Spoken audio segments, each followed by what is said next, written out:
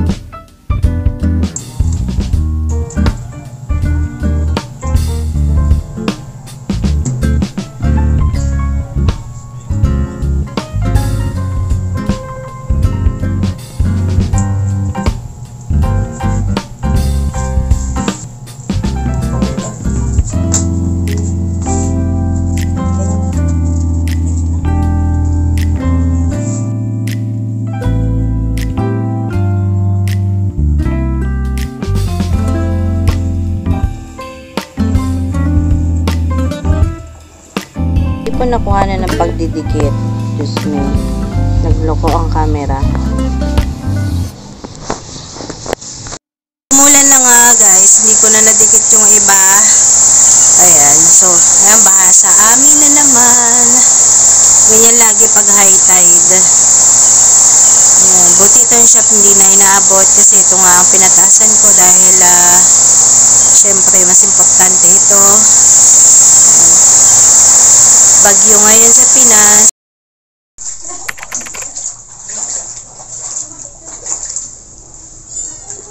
Baha, sobrang baha. Yan na naman ang tubig.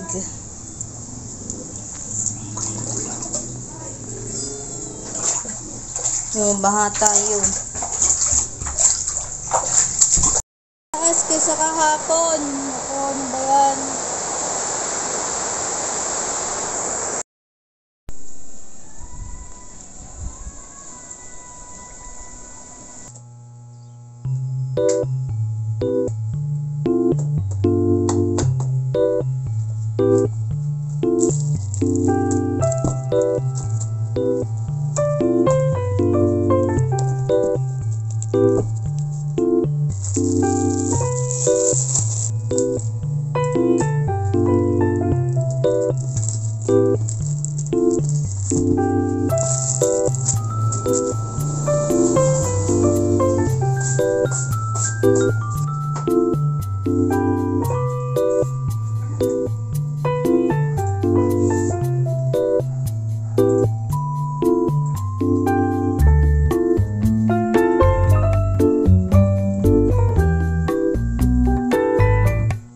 So, nag-accept tayo ng tarpaulin, tapos pinapalalamog na lang natin. Ngayon, nag-iipon ako ng orders bago siya kunin para hindi, kasi malaki din ang bayad. So, ayan, magkano lang naman ang tubo natin sa tarpaulin. Kaya, ayan.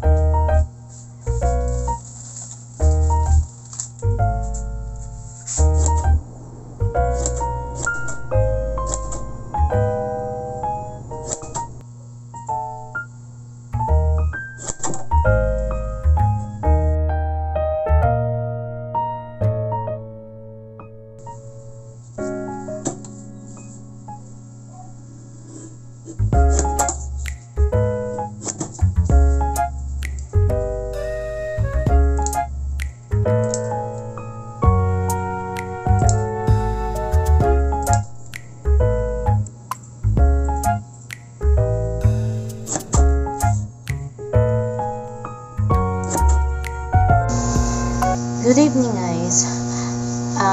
Sobrang busy ngayong maghapon. Maraming walk-in na nagpapaprint. So ganito pagpasukan talaga. Tapos ngayon lang ako nakakapagpahinga-pahinga. Sinisingit yung mga ibang layout. It's 10:36 ganyan. Nagbukas ako kanina ng 7:30 AM. Tapos nag-close ako ng 9 PM. Imagine that. So yun, wala. Nag-video lang ako saglit and then sana ma-upload ko na to bukas or the next day dahil nasira yung isang computer ko dahil yung nagbaha, inabot siya, so parang yung memory na apektuhan, parang pumutok yata sa saksakan. So yun, buti nga yung memory lang yung na nagkaroon ng problema, kasi kung hindi, naku, Diyos ko, na naman, gastos na naman ang sobrang laki. So yun, tapos ayusin na nung asawa ko mamaya or bukas. Tapos kaya dito ko sa pinagpipindan ko nag-layout. Tapos yun, after nung bahay hindi na ako nakapag-video, so everyday lang na maraming yung naglinis na kami after nung baha. Wala na din pahinga kasi nung Sundays nagbukas din ako dahil nagmamadali nga dahil nag-rush nga ang mga mami sa paggawa ng mga sticker labels dahil mag-aayos na sila ng mga school supplies sa mga anak nila, pati din yung ibang estudyante nag-aayos na rin, so kailangan nila ng mga labels. Kaya hindi ako nagsara ng Sunday, so tuloy-tuloy hanggang ngayon. Hindi nakakapagod pero okay lang. Ngayon lang ako nakakapahinga tama nag-layout and kakakain na namin. So, ayun lang naman. Today, we're making scrunchies. Dahil yung mga stock ko, matagal na yan, hindi ko pa nagagawa. So, may free time naman tayo ngayon. Gawin muna natin para meron na tayong i-display and itindang scrunchies. This is my tag. Ayan, yung ginagamit ko. This is PH.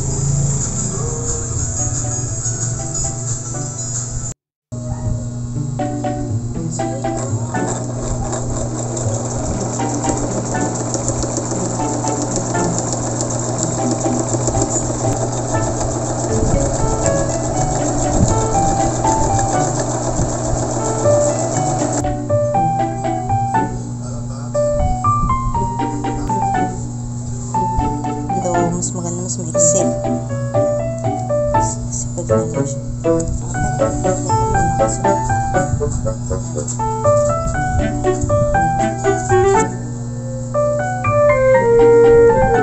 Then medyo nag-ano kasi yung tela niya, ganyan, may himol-mol.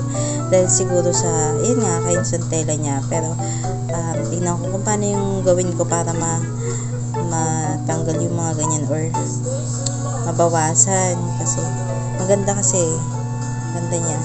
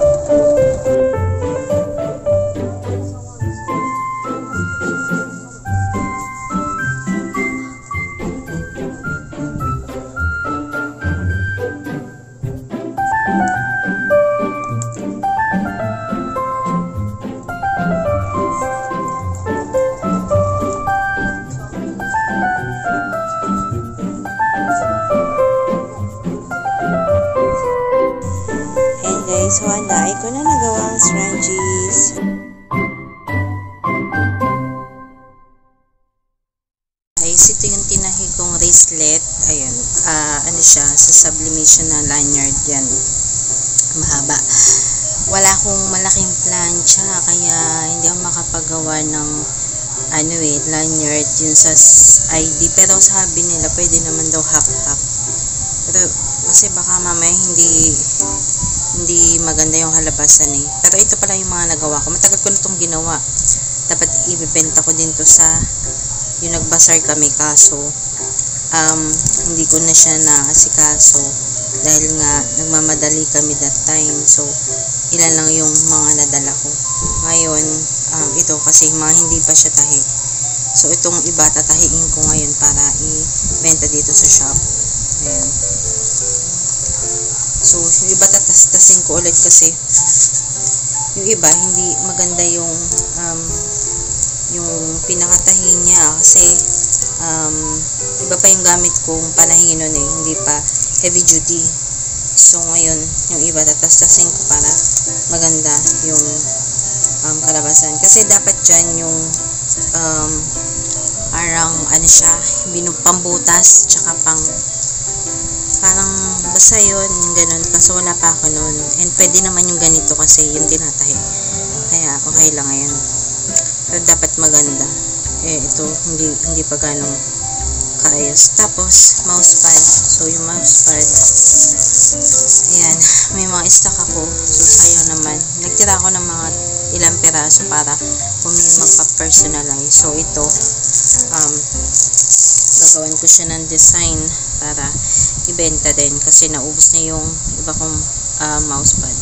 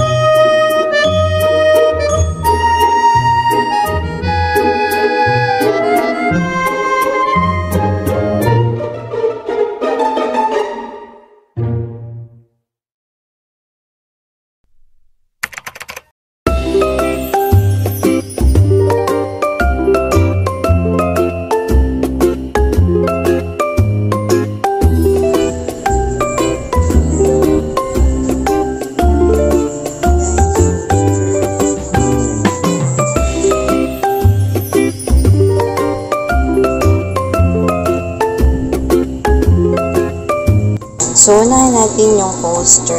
Ito yung coaster natin. Ayan. So, pwedeng sabay-sabay yan kung tutukusin eh. So, sabay-sabay na natin.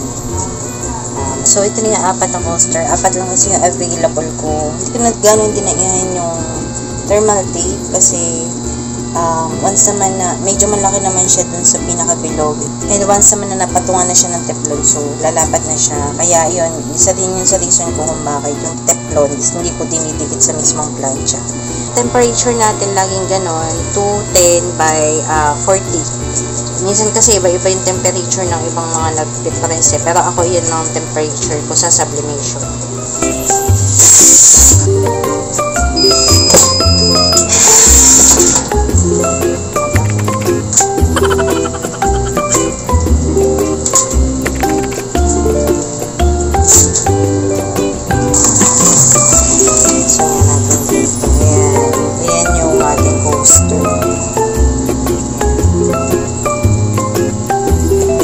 Susunodin natin yung ating mouse pad.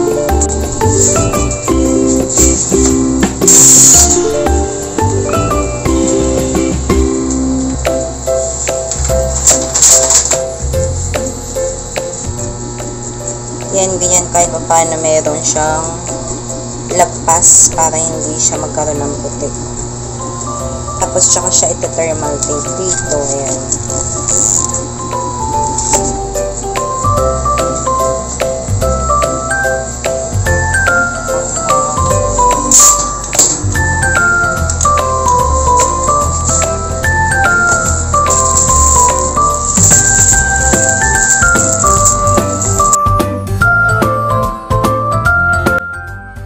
Ito ko siya i-picturean.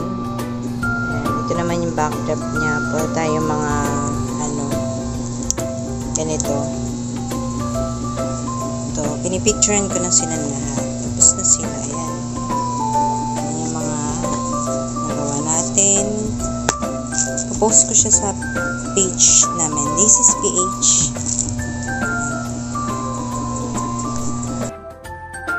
So, na-post ko na dun sa isang page ko, tapos share ko dito sa isang account namin na active din. Ayan.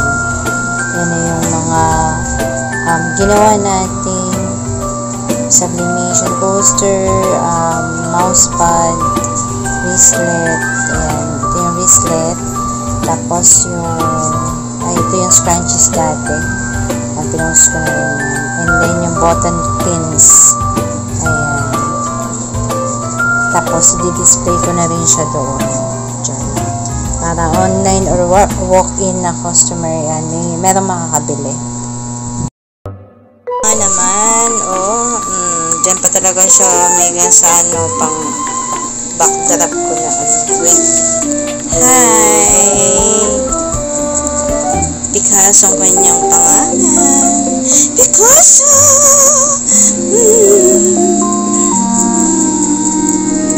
Talaga nga naman, ano yan, Picasso po ang pangalan ko.